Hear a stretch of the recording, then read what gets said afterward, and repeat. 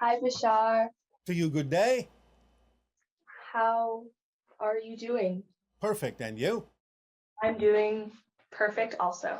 All right. You are always perfect for whatever you are. At any given moment, you're a perfect version of that, even though you may change. Exactly. Um, the evil eye symbol is more or less the same symbol as like Sirius. Um, how do they relate to one another? They don't. They don't. No, the idea is simply the concept of being watched because as you observe, others observe you. That's the way they do relate. But they don't relate in the sense of the definitions that your society has given to that symbol in that way. It's only a representation of the fact that you can see the symbol either as positive or negative, depending upon what belief systems you hold to be true within yourself. That's how it relates. But that meaning isn't inherently built into that symbol. It's there as an observation thing to observe how you respond and react to it. Yes? Yes. All right. So they're not related in the way that someone that was very connected to Sirius created the symbol of the evil eye. Correct. All right. It's just a symbol of connection and observation. But whether it appears to be benign or evil has to do more with the belief systems that that person may have been taught. Does that help? That doesn't make much sense. Could you? All right. You are given the symbol, let's just say, that seems to be like an eye to you.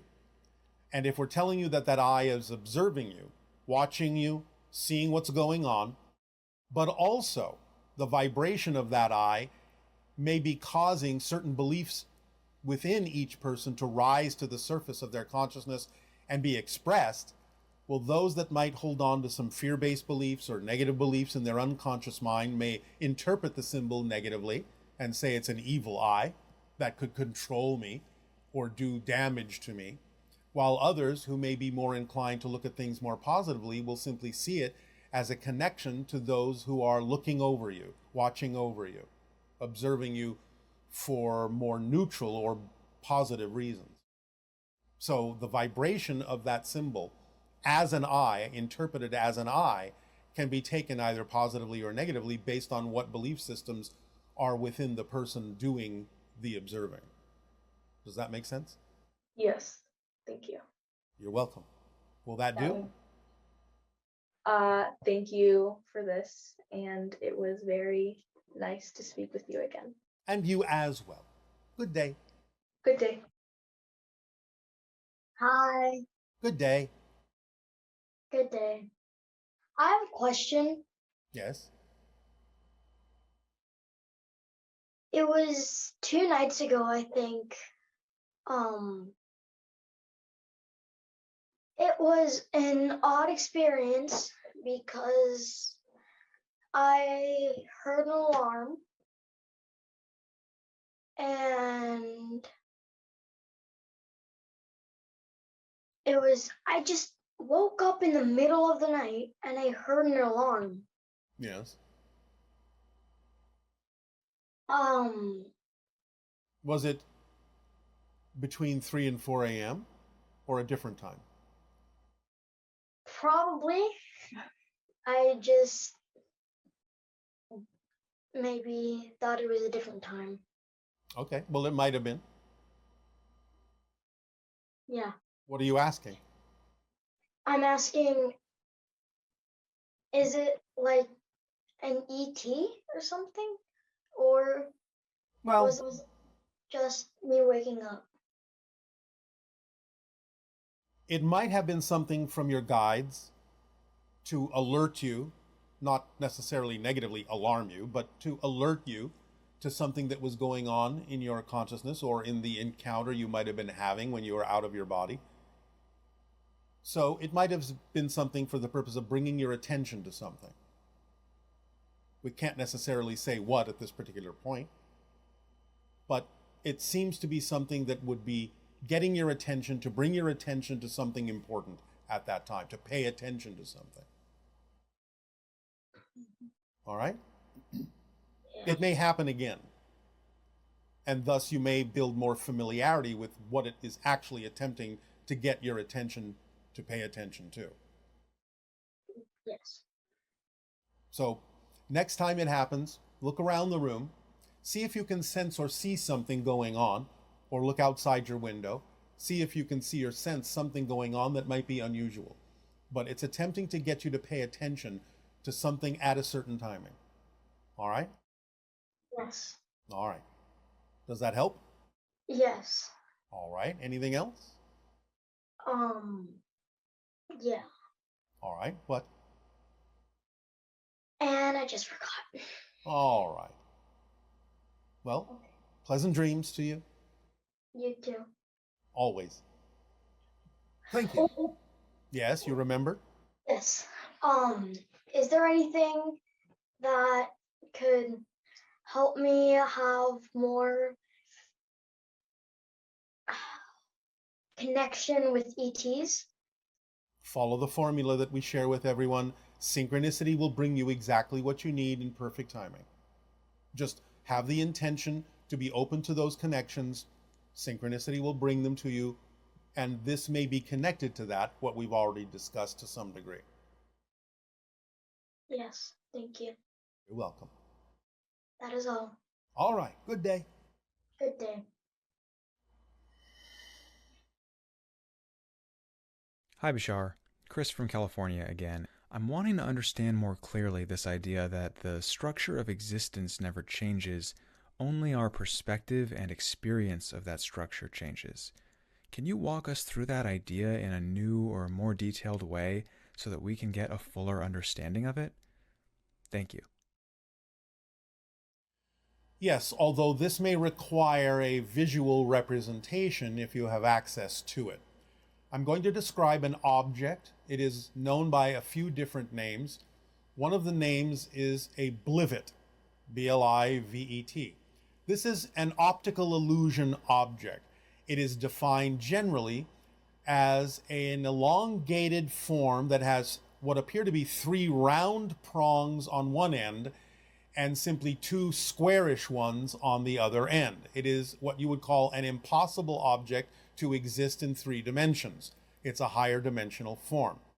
But you can have a drawing of it, and you can see the optical illusion in it because one end appears to be blockish and squarish and only has 2 extended prongs, but at the other end, the space in between the other 2 is drawn in such a manner that it seems to suddenly transform into one of the 3 round prongs at the other end. If you are familiar with this object, you can look it up if you're not, blivet. But the idea is that this form never changes. That's the structure of it. But if you cover the bottom half, you would think that it represents a blockish 2-pronged object. And if you cover the upper half, you would believe that it represents a 3-dimensional, 3-pronged object with round prongs. So therefore, even though the structure underneath what you have covered up hasn't changed, your perspective of the object has changed by blocking your view of the bottom or the top half, showing you that you can have an object that doesn't change within itself, but you can perceive it in different ways to represent what appear to be different objects. And that's the basic principle underlying the nature of existence. The structure of existence, represented by the laws, doesn't change. But your perspective of it changes. Your relationship to it changes. Your experience of it changes depending on your point of view of an object or a structure that never changes. Good morning, Bashar. It's wonderful to be here with you this morning. And you as well. Have you seen Jill Gurr about the universe? We know that she is in spirit, have connected briefly from time to time. Thank you. I didn't really have a question to ask you. This is morning time for me. But what I did want to share is that I've had some really beautiful synchronicities around your energy. Many synchronicities actually. The most recent was a being. I'm not sure if I think it's feminine. I think she is from your civilization. Yeah. I'm just not sure, but I'm very interested in the disclosure that's been going on, and I'm very interested in contact. Yes. And so I'm not surprised that I might pull that kind of energy towards me, but Yes. All right. Well, we can confirm that a female in our society is connecting with you. oh, thank you. She has something to do with nature, with flowers, with the essence of the vibration felt when you are in deep communion with nature. And she is working with you because in terms of relative time, you are about to go towards something bigger than what you've been doing. Yes. I am definitely in a time of transition. I feel like I am letting a chapter go, or Yes. I'm just in mid-chapter. I'm Yes. tidying it up, letting it go.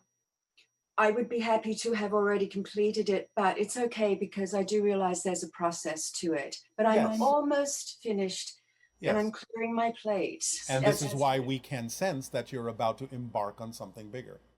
It will be coming in possibly within the next 3 to 6 months at the outside. Maybe sooner, but we'll see what your process brings you. Yeah.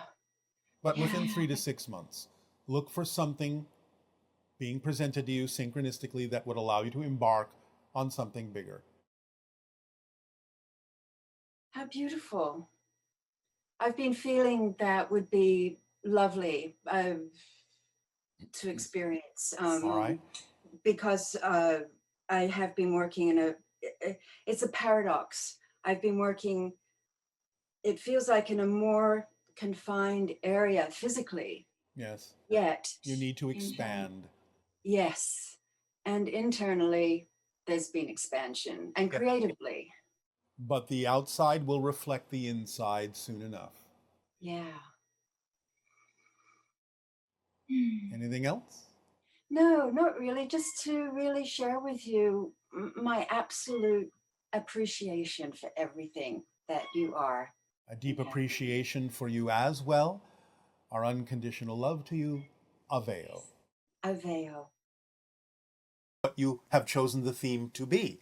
Some people, for different purposes, might choose to have an unchangeable theme for the entire lifetime. But that's not necessarily the case anymore now that you are exploring what consciousness is and the idea of taking responsibility and living in the moment and having accurate definitions of all these concepts and letting go of the fear-based beliefs and outdated definitions. These, in and of themselves, in this day and age, may allow you more flexibility in changing your theme if you have exhausted the original one. You now have the opportunity in this lifetime to have more than one theme. So, allow yourself simply to stay in the present, move forward in acting on the idea of the formula that we have shared with all of you. If you are able to change your theme, if you come to that point, you will recognize it through synchronicity. You will feel the original theme leave you. You will feel some freedom within you and a sense of the ability to choose something different. It seems like since we have greater communication now with our higher minds, because we understand that relationship within ourselves better, that makes things much more, quote unquote, changeable. Yes. Because a negotiation can actually take place. As long as a lesson is learned, then yes, you are free to choose other themes. Okay, great. And can you tell us how astrology and karma could be related? No. Okay. Because they're not. Can you use astrology in any way that you could probably use it as a tool to balance your karma? Yeah.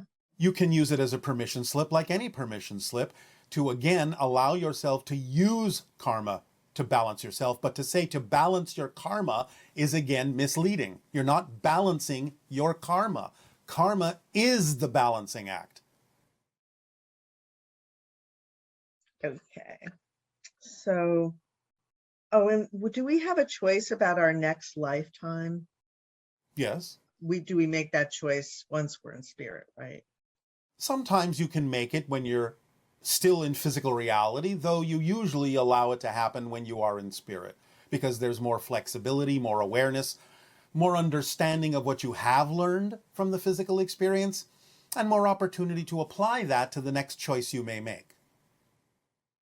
Okay, and one person was saying that after their parents passed away, two cardinal birds came around and made their home directly across from the front door of my house, which was once their parents' house. And so this person feels a real connection with these birds and wants to know, is it possible for the soul of a person to come back as an animal? No, no. This is not a reincarnational question. Remember again, bring everything back to the fact that everything exists at the same time. Therefore, that immediately eliminates the idea, mechanically speaking, of reincarnation. You can have it as an experience, as a presentation for certain reasons, for certain purposes, but that's not what's mechanically happening. However, this can involve another aspect of the oversoul, of which the person is also a part and the animal is also a part. So it may be a presentation of the same oversoul in another form, but that doesn't mean that the person came back as that animal. It's just another aspect of the same oversoul that the person themselves might also have been an extension of. We will go more deeply into this in a future transmission, after the next transmission, when we will discuss the idea of how the oversoul works. I don't know if this is the right time to ask this question, but the idea of a bird or a flower or a smell being a recognition that a person is communicating with you, that's a completely different idea than the one we were just talking about. Yes, that is simply a presentation of synchronicity using a vibration that may awaken you or alert you to the idea that another being in spirit may be attempting to communicate with you.